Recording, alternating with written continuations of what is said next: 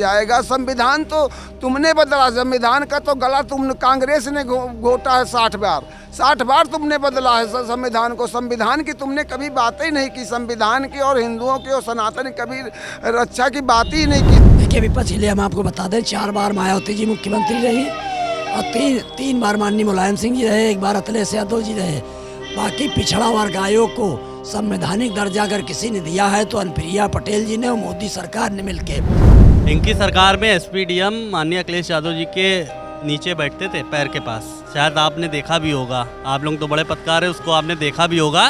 और उन्हीं के कार्यकर्ता, और ज़्यादा दूर की मैं बात नहीं करूँगा, यही हजरतगंज चौराहा है बगल में, उसी हजरतगंज चौराहे पे एक एसएचओ को गाड़ी के बोनट पे बांध के इन्हीं के कार्यकर्ताओं ने पूरे हजरतगंज के चक्कर लगाते हुए एसीपी बंगले के अंदर गए, पूरी गाड़ी लड़ा दी है। इस वक्त मैं मौजूद हूँ उत्तर प्रदेश की राजधानी लखनऊ में।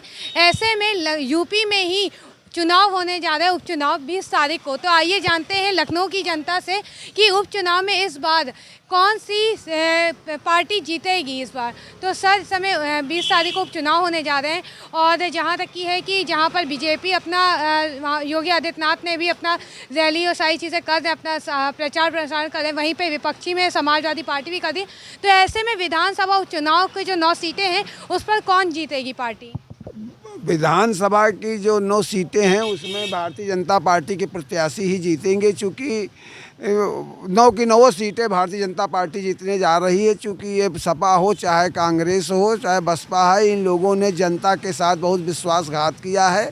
और भारतीय जनता पार्टी का नारा, भारतीय जनता पार्टी किसी के साथ भेदभाव नहीं किया, स्वच्छ प्रशासन दिया है, सबका साथ सबका विश्वास, सबके विकास पे काम किया है। इसलिए भारतीय जनता पार्टी का कोई जोड़ ही नहीं है इन पार्टियों। ये सब भ्रष्टाचार की पार्टियां हैं, इन लोगों ने भ्रष्टाचार किया। सिर्फ परिवारवाद की पार्टियां, परिवार को बढ़ावा दिया है। देश की जनता को, प्रदेश की जनता का कोई इन लोगों ने कल्याण नहीं किया, सिर्फ देश की और प्रदेश की जनता का लूटने का काम किया इनके नेताओं। जब जब इनकी सरकारें आई हैं तब अत्याचार, अनाचार और लूटवाद सब इस प्रदेश में बढ़ा है। वो जनता देख रही, जनता उसी पे वोट करेगी। जनता भारतीय जनता पार्टी के अलावा अब किसी को नहीं सहेगी। और आपको बता दे रहा हूँ कि ये पार्टी, मैं आपके चैनल बड़ी जिम्मेदारी से कह रहा हूँ, 2027 के बाद ये जितनी भी छोटी छोटी पार्टियाँ, चाहे सपा हो चाहे कांग्रेस हो, जैसे कि इस विश्व से डायनासोर ख़त्म हो गए, उसी तरह ये पार्टियाँ भी ख़त्म हो जाएंगी डायनासोर की तरह। ये डायनासोर की सब आखिरी औलादें हैं समझ। तो ऐसे में विपक्षी जो है, सपा हो चाहे कांग्रेस हो,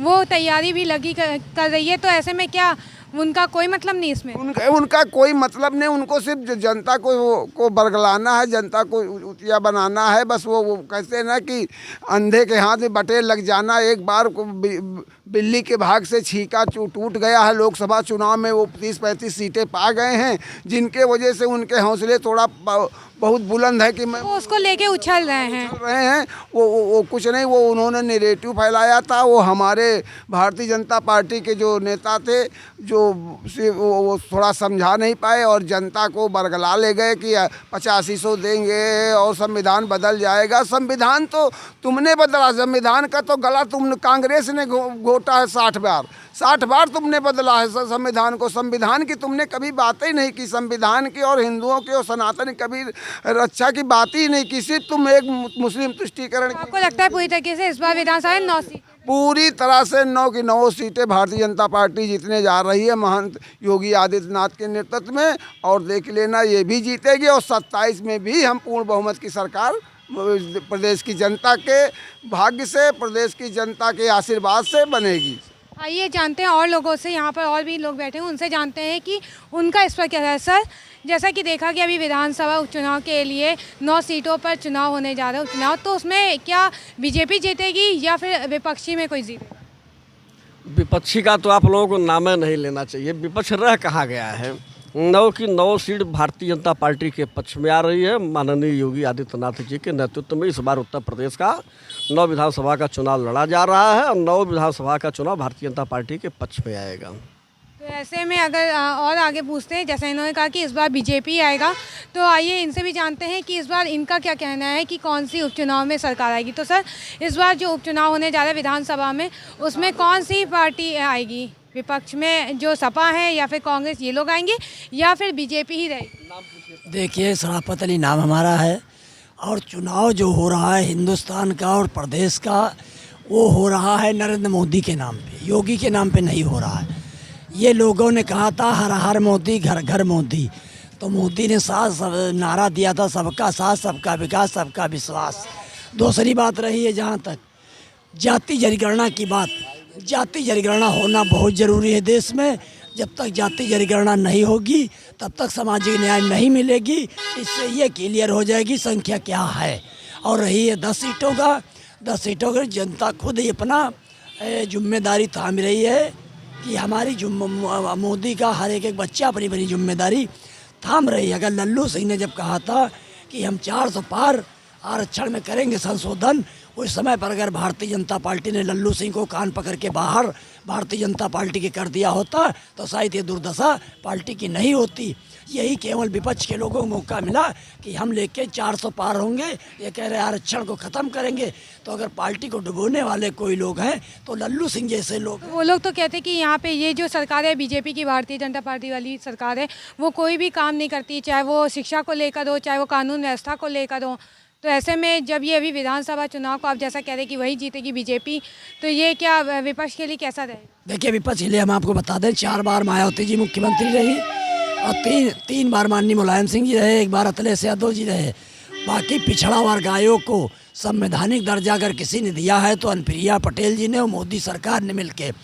और एक चीज़ हम आपको बता दें, इलाहाबाद हाई कोर्ट ने अगर नगर निगम के चुनाव का आरक्षण ओबीसी का ख़त्म किया था तो आशीष पटेल जी ने, अनुप्रिया पटेल जी ने, मोदी सरकार ने आह्वान किया था कि हमको चाहे सुप्रीम कोर्ट के ये दरवाजे के गेट खटखटाने पड़े, हम जो गरीबों का हक नहीं मरने देंगे। और उसी आरक्षण के आधार पर जो है चुनाव हुआ। इसलिए हम कह रहे हैं कि जाति जनगणना हो जाए, जिसकी जितनी भागीदारी उतनी संख्या, और जो है उससे मिला जाए कितने लोग कौन हैं। तब तक जब तक जाति जनगणना नहीं होगी तब तक सामाजिक न्याय नहीं मिलने वाला है। अभी उपचुनाव होने जा रहा है, 20 तारीख को स्टार्ट होने है, तो विधानसभा सीट पर 9 सीटों का तैयार है। यहाँ पे जो आपकी बीजेपी है वो भी अपनी पूरी तैयारी कर ली है योगी आदित्यनाथ ने पूरे प्रचार प्रसार से, और वहीं पे विपक्षी भी अपना तैयार है सपा, जो कि अखिलेश यादव कर रहे हैं। तो ऐसे में क्या आपको लगता है कि इस बार कौन जीतेगा? विधानसभा जीतेगी या फिर विधानसभा मतलब उपचुनाव के लिए भारतीय जनता पार्टी जीतेगी या फिर आपके विपक्ष में कोई जीतेगा? देखिए, विपक्ष तो शुरू से सपा हैं, वो सपा ही हो गए हैं। राजनीति में अब इनका जो थोड़ा बहुत इनका बचा हुआ है वो भी ख़त्म ही होने वाला है। उपचुनाव से ही क्लियर हो जाएगा कि 9 सीटों पे प्रत्याशी उतारे गए हैं, विपक्ष के भी उतारे गए हैं और पक्ष के भी उतारे गए हैं। हर तरफ से प्रचंड जीत भारतीय जनता पार्टी की ही होने वाली है और विपक्ष का पूरी तरीके से खाता भी नहीं खुलने वाला है, सुन पे पूरी तरीके ख़त्म होने वाले हैं। क्योंकि विपक्ष के लोग हमेशा सिर्फ अपना फ़ायदा देखा है और जनता का कहीं से कोई भी किसी प्रकार का कोई भी फ़ायदा नहीं देखते, सिर्फ अपने फ़ायदे लाभ के लिए जनता को बस एक चीज़ का जो है कहते हैं ना कि जुमला देते रहते हैं। शुरू से जुमला देते चले आए हैं, जनता उसी झांसे में फंसी थी। लेकिन अब जनता 2014 के बाद से जागरूक हो चुकी है, उनको सही और गलत का दोनों में इनको पता लग गया कि कौन पार्टी सही है हमारे लिए और कौन सी पार्टी नहीं सही है। तो इसीलिए विपक्ष पूरी तरीके से सत्ता में आएंगे नहीं। और जो अभी भारतीय जनता पार्टी की जो सरकार बनी है वर्तमान में, ये भारतीय जनता पार्टी सबका साथ सबका विकास पे बात करने वाली पार्टी है और विपक्ष किसी प्रकार का कोई भी नहीं, चाहे जितना हाथ पैर मान ले, लेकिन जनता वोट नहीं देगी विपक्ष। तो ऐसे में देखा जाए, अगर बात की जाए विपक्ष बहुत सारी तैयारियां कर रहे विधानसभा सीट के लिए जो चुनाव हो रहे हैं, तो उनके लिए फिर क्या ये सही है? क्योंकि कहीं ना कहीं विपक्ष ये भी कह रहे हैं जो ये सरकार है ये किसी भी प्रकार का शिक्षा को लेकर हो या फिर आपकी कानून व्यवस्था को लेकर, किसी प्रकार की इसके अंदर सरकार के अंदर कोई चीज़ें नहीं, कमी पे कमी निकाल रही।